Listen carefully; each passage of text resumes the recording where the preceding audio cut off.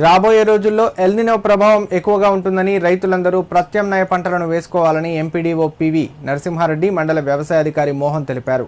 కేంద్ర ప్రభుత్వం విబ్జీ రామ్జీ పథకం ద్వారా అందిస్తున్న సబ్సిడీలను రైతులు సద్వినియోగం చేసుకుని ఆర్థికంగా మెరుగుపడాలని కోరారు. సిద్దిపేట జిల్లా తొగుట మండలం గుడికందుల రైతు వేదికలో జిల్లా కలెక్టర్ ఆదేశాల మేరకు ఎల్నినోపై గ్రామ సర్పంచ్ కన్నయ్య గారి లక్ష్మి ఆధ్వర్యంలో సమావేశం ఏర్పాటు చేశారు. ఈ సందర్భంగా వారు మాట్లాడుతూ రైతులందరూ వర్షాభావ పరిస్థితులకు అనుకూలంగా పంటలు వేయాలని సూచించారు. విబ్జీ రామ్జీ పథకంలో ముఖ్యంగా రైతులు హార్టికల్చర్ పంటలపై దృష్టి సారించాలని తెలిపారు. రైతులు సాగు చేసే పంటలలో వరి పంటను తగ్గించి కూరగాయల పంటలను ఎక్కువగా పండించాలన్నారు.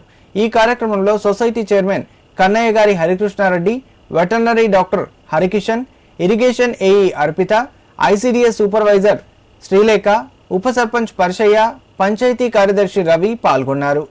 గ్రామంలో ఈ ఎల్నినో ప్రభావంతో రాబోయే రోజులలో వర్షపాతం తక్కువగా ఉంటుంది కాబట్టి రైతులు ఏ విధమైన పంటలు వేసుకోవాలి, మరియు ఆ ఉన్న నీటిని కూడా ఏ విధంగా సంరక్షించుకోవాలి, ఆ విధానాలపై మనం రైతులతో ఈరోజు చర్చించడం జరిగింది.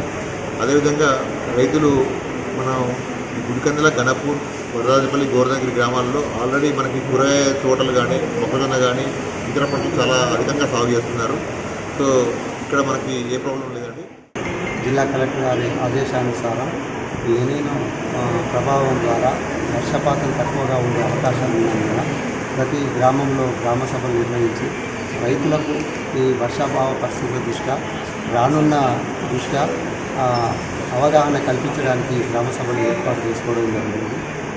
ఆల్రెడీ ఇప్పటికే వరి సాగు తక్కువ చేసుకుంటూ ఎక్కువ కూరగాయల పంటలు వేయాలని, దానితో పాటు వచ్చే